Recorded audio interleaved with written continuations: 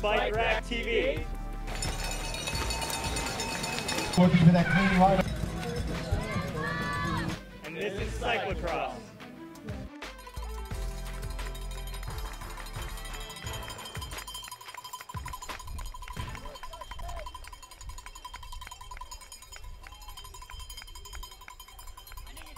Rob, what's going on here today? Well, this is a cyclocross race. This is a new venue in the Mabra region.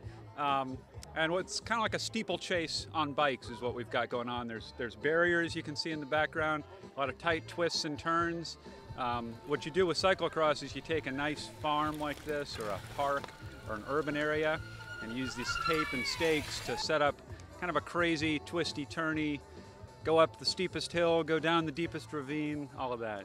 So I've noticed there's a lot of kind of different terrain features and a lot of different styles of obstacles, from a water crossing to a barrier of logs as we see behind us. So when people are watching a race, should they really be looking for in particular? What you want to look at is how the race is going to unfold, because it's about racing. It's about who's going to win. But cyclocross, most of these races are going to go 15 deep in points, 5 deep, maybe 10 deep in prizes. So there's a lot of battles going on for all the way down in the field. And what's interesting to watch is how the riders follow each other's lines. If they come into the barriers 3 together, does the third guy move to the front by jumping the barrier? What lines are they going to take? That's what I like looking at. You can get right into the corners and see how close they're going to hug the lines. So with the barriers in mind, it must take some particular skills from the riders to navigate through them. Is there things in particular that people do to train up for cyclocross races? They do. You might see out in your neighborhood park some people out riding up to benches and jumping off their bike and running over. You can use a lot of natural barriers. The idea of the barriers is to provide a transition, to break up the race. You should have different surfaces, different uphill, downhill. It's just all about mixing it up. And that's what confuses the riders. It makes it a better competition. It started as off-season training for European professionals. The reason it's on short courses like this is that's the European urban landscape. But you want to get people out into the park, bring people together. Again, in a road race, you might see the pack ride away, and you see them come back an hour later. Cyclocross, you see the whole race unfold in front of you. That's what's great about this venue, is because you can see much of the course from one location. So if our viewers are interested in kind of getting into cross racing and trying out for themselves, what's the best thing for them to do to start getting involved in that? I'd say come on out to a race. Look, go to bikereg.com. There's a cyclocross category. Find a race in your area. You don't have to race. You come on out. They got free beer. They usually have food for sale. It's an open party sort of atmosphere. And then jump right in. You don't need a special bike, but you got to have a bike that's going to be able to withstand the kind of terrain that we're going over here. Just having my best race that I could. I had a little bobble in the beginning and didn't even know if I was going to be in contention after chain dropped off, but I came back on quick and I had great legs. Yeah, it certainly looked that way. Any particular strategy you were looking at for the race today? You seem to have it all kind of pretty plotted out. No. No, didn't have it plotted out. But given the fact that this course represented one of the tougher, more technical courses that I've done in the last few years for cyclocross, it's more like a mountain bike course. My approach was really to drive the pace on the hills and make a separation. The more pavement the course has, the more selective it is, and the more you need to focus on tactics. The other thing that really worked to my benefit were there are several log sections. A log section here that I could jump, and a log section towards the end of the course right before a big hill. And that really played to my favor. I like jumping logs in the mountain bike, and with some finesse you can save some time on Right, yeah, it looked like a lot of the winners from today's races were people that could really kind of get cleanly through the obstacles here today. A course like that, would you say that's got to be pretty important? Absolutely. One of the things about cyclocross that really sets it apart is that you're on these skinny, tired bikes, and there's not a lot of room for sloppy riding. You need to be very precise and really try to conserve momentum through the corners so you don't have to re-accelerate at every corner, and it really rewards good bike handling. Welcome to Bike Rack TV. Today we're going to be featuring some holiday gifts for any cyclist. Hi, we have Wayne here today to walk us through a few different categories of gifts for cyclists. Hi, Wayne. Hey, Shelley, how's it going? Good.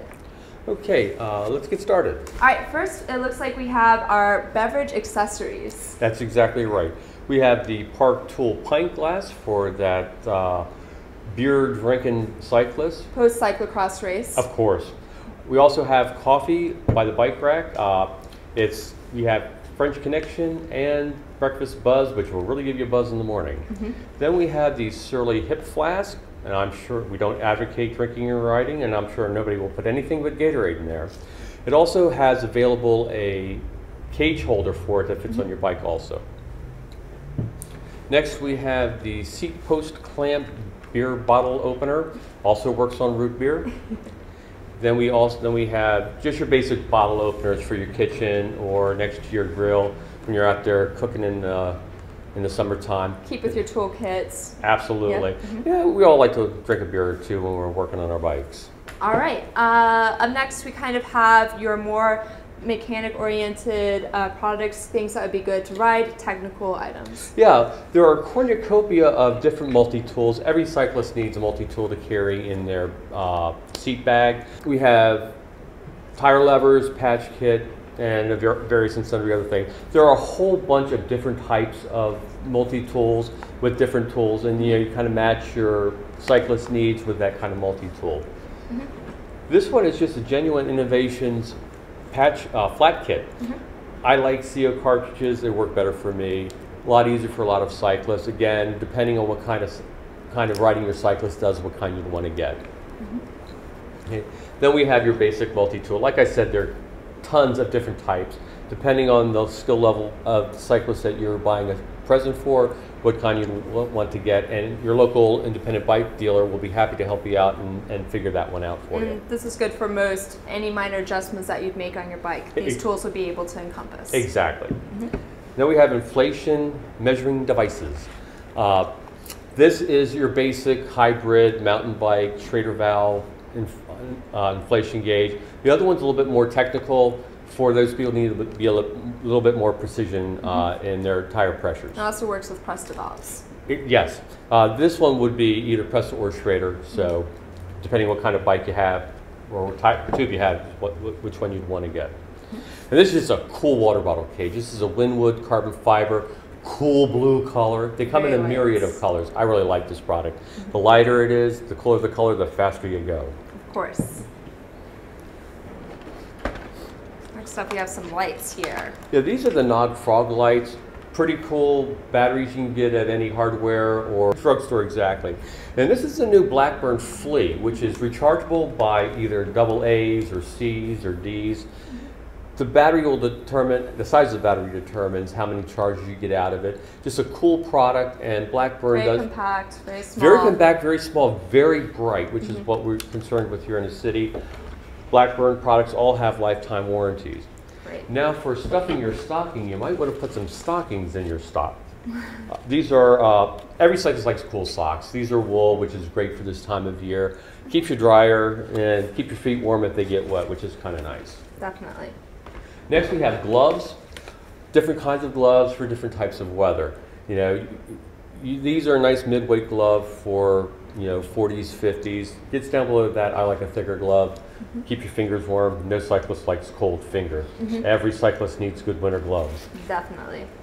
And most cyclists like to have cycling caps. Get any myriad of them. This is the bike rack hat. Everybody needs to have one of these. I'm just plugging for myself. And next up, we have some computers here, from pretty much your basic entry-level computer to your deluxe. Does practically everything for you. Absolutely. This is pretty cheap, about $25. Basic functions for most entry-level cyclists. Speed, distance, time. Exactly. Then we can go up to a wireless computer, which they run in the $70 to $90 range, depending on the product. Again, for nice, depending on how experienced your cyclists, whether how much information they need.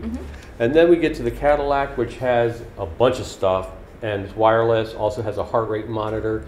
These run anywhere from $200 to $400, depending on the sophistication. GPS? Cheap, no. But it's, again, depending on what each individual cyclist wants. And that's pretty, I mean, there's a whole bunch of other things you can get at your bike shop. You know, go to your local bike shop, talk to them, let them know what your cyclist needs, and they'll be happy to help you out. All right, well, thank you, Wayne. It looks like we have a multitude of gifts to choose from for the cyclists in our lives from pretty much every level. Thank you. Thank you, and happy holidays. Happy holidays. Thanks.